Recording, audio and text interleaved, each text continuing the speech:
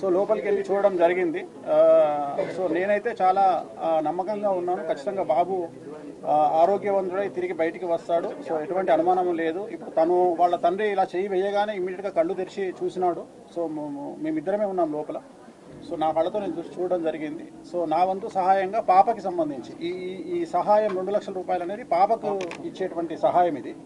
ఎందుకంటే చాలామంది మంచి వ్యక్తులు, మంచి మనస్కులు చాలామంది సహాయం చేస్తూ ఉన్నారు. సో అది కాకుండా నేనైతే పాపకు సంబంధించి, వీళ్ళ పాపకు సంబంధించి ఇచ్చేటువంటిది ఒక 2 లక్షల రూపాయలు ఇచ్చి, అలాగే బాబుకు సంబంధించి మృత్యుంజయ హోమాన్ని నిర్వహించాలి అనేటువంటిది నేను తీసుకున్నటువంటి నిర్ణయం. నా వంతు సహాయంగా సినిమా ఇండస్ట్రీకి సంబంధించి నేను ఒక రూపాయి సొమ్ము తిన్నాను కాబట్టి ఒక 20-25 ఏళ్ల నుండి, అందుకని నేను చేయాలనుకున్నాను. ఇది నా వంతు సహాయంగా 2 లక్షల రూపాయలు ఇస్తాను.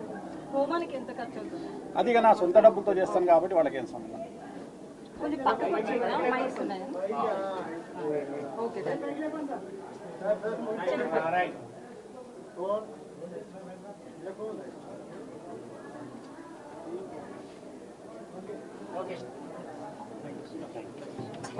హలో ఎక్కడండి భాస్కర్ గారు, ఒక్క నిమిషం.